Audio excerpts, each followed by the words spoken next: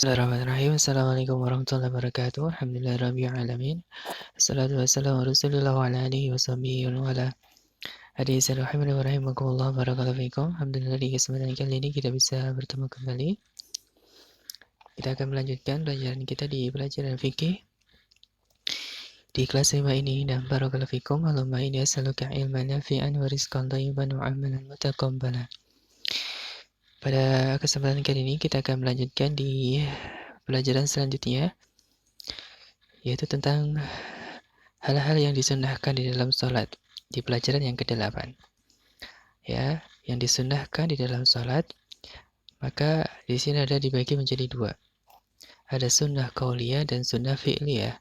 Sunnah qauliyah yaitu sunnah-sunnah yang diucapkan dengan lisan, ya. Sementara sunnah-sunnah fi'liyah adalah sunnah-sunnah perbuatan. Nah, apa saja macam-macamnya? Yang pertama tentang sunnah qauliyah atau sunnah dengan ucapan.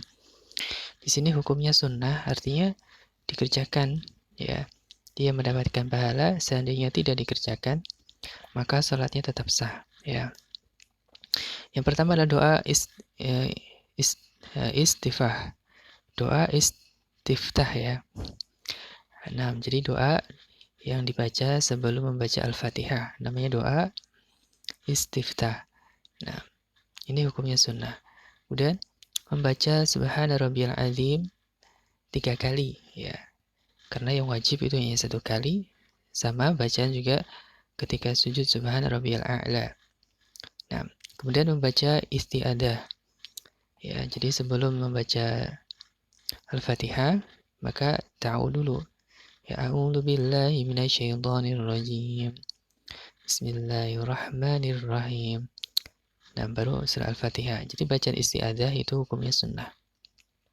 Kemudian membaca amin, ya, ketika waladhdallin. Nah, maka juga hukumnya sunnah. Kemudian membaca surat selain surah Al-Fatihah. Ya, surat yang mudah untuk dibaca ketika sholat, ya, selain surah Al-Fatihah. Hukumnya sunnah. Kalau surah Al-Fatihah sendiri, hukumnya adalah rukun. Ya, tidak sah sholat jika tidak membaca Al-Fatihah. Nah, sementara surat-surat yang lain hukumnya sunnah seperti Al-Nas, Al-Ikhlas, dan seterusnya. Kemudian membaca doa sebelum salam. Membaca doa sebelum salam hukumnya sunnah. Tapi ini diantara contoh sunnah qauliyah, atau sunnah ucapan, ya. Tentunya masih banyak lagi. Ini hanya contoh saja.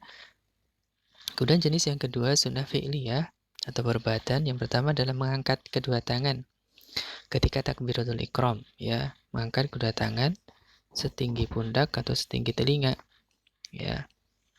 Maka hukumnya sunnah.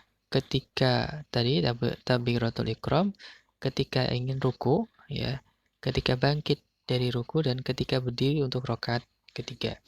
Ini tempat-tempat, ya, 3 tempat yang disunahkan untuk mengangkat tangan ketika takbir, ya. Ada takbiratul ihram, dan yang lain adalah takbir intikal atau takbir pemindahan, yaitu ketika ruku, bangkit dari ruku, dan ketika untuk berdiri pada rakaat berdiri untuk rakaat yang ketiga.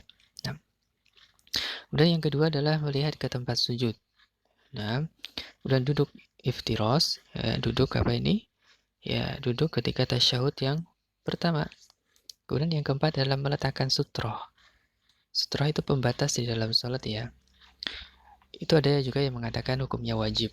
Memang ada pendapat di kalangan para ulama. Ada yang mengatakan wajib, ada yang mengatakan sunnah. Nah, kemudian menghalangi orang yang melewati sutroh, kemudian meletakkan tangan kanan di atas tangan kiri ketika sedekap, kemudian meletakkan tangan pada lutut ketika ruku, ya, dengan cara dicengkeram, ya. Nah, ini contoh-contoh sunnah fi'liyah di dalam sholat. Nah, mudah-mudahan bisa dibedakan antara qauliyah dan fi'liyah, ya. Tapi barakallahu fikum. Hanya ini saja yang disampaikan di pelajaran ke-8, mudah-mudahan bisa bermanfaat. Allah ta'ala alam. Subhanakallahumma bihamdika asyhadu an la ilaha illa anta astaghfiruka wa atubu ilaik. Assalamualaikum warahmatullahi wabarakatuh.